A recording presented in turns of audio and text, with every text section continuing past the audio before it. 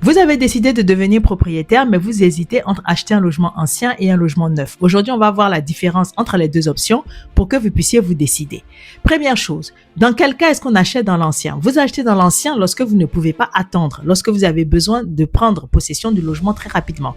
Parce que dans l'ancien, à partir du moment où vous signez le compromis de vente, si vous avez un accord de la banque, vous pouvez devenir propriétaire au bout de 3 mois. Donc, l'ancien, c'est fait si vous ne pouvez pas attendre.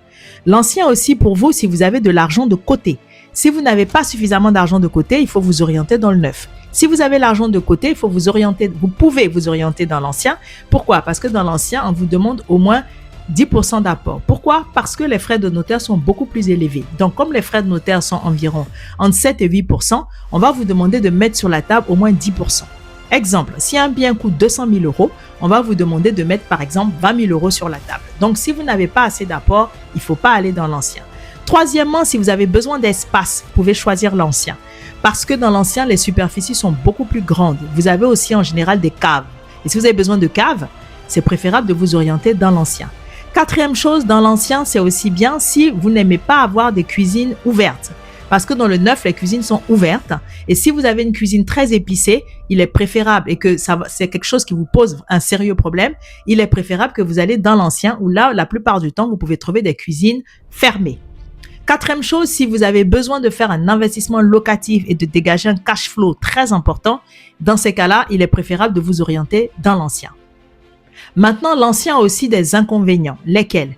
Premièrement, il y a la nécessité de faire souvent des travaux parce que comme c'est des biens anciens, en fonction de la façon dont le propriétaire qui vous vend le bien a entretenu le bien, il se peut que s'il n'a pas bien entretenu son bien, vous ayez des travaux à faire. Donc, c'est moins cher à l'achat, mais derrière, il y a des travaux à faire. Donc, au final, la facture peut être salée. Donc, comparez toujours les travaux qu'il faut faire quand vous achetez dans l'ancien. Deuxième chose aussi dans l'ancien, c'est le confort thermique. Parce que souvent, vous pouvez acheter des biens qui énergétiquement ne sont pas suffisamment bien chauffés. Donc, par exemple, en hiver, vous pouvez avoir très froid et en été, très chaud. Et parfois, il faut que vous fassiez d'importants travaux de rénovation pour pouvoir vous sentir bien chez vous. Donc, ça aussi, c'est un coût dont il faut tenir compte. Aussi, dans l'ancien, il y a l'importance des frais de copropriété. Si vous achetez dans des très grands ensembles, comme c'est de vieux bâtiments, les frais de copropriété peuvent être très élevés. Donc ça, c'est une facture salée dont il faut aussi tenir compte.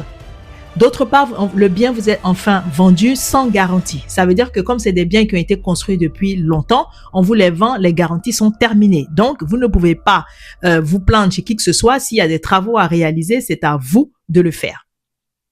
Maintenant, passons dans le neuf. Quels sont les avantages d'acheter dans le neuf? Le neuf est fait pour vous si vous n'avez pas suffisamment d'apport. Ça paraît paradoxal parce que le neuf, c'est un logement neuf, mais avec toutes les aides que l'État vous donne pour pouvoir être propriétaire dans le neuf, donc les aides, c'est quoi? Ça va être Action Logement, si vous travaillez dans le privé, qui est de 30 000 euros qu'on vous donne pour pouvoir acheter un bien neuf. Ça va être le prêt à taux zéro, qui est calculé en fonction du nombre de personnes qui habitent votre bien. Donc, tous ces aides-là vous permettent d'acheter un bien neuf, même s'il est plus cher.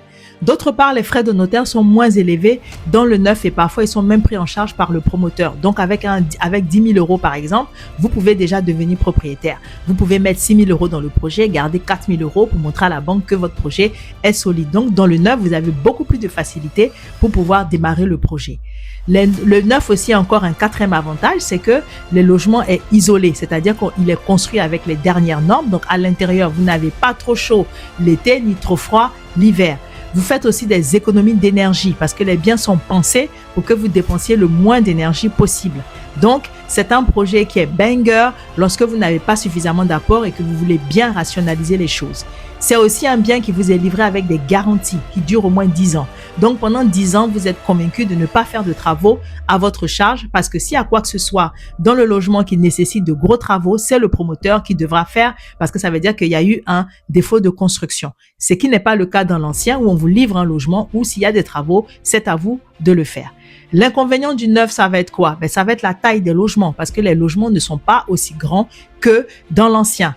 L'autre inconvénient, ça va être le délai parce qu'on vous donne souvent un délai prévisionnel entre 18 et 24 mois, mais le promoteur peut rencontrer des problèmes sur le chantier et le délai qu'on vous a donné peut s'éterniser. Ça peut être 3 ans, ça peut être 4 ans, ça peut être 5 ans. Oui. Donc, si vous êtes pressé, le neuf, c'est pas du tout pour vous. Si vous voulez absolument avoir des cuisines fermées parce que vous avez une cuisine très épicée, le 9, c'est pas pour vous.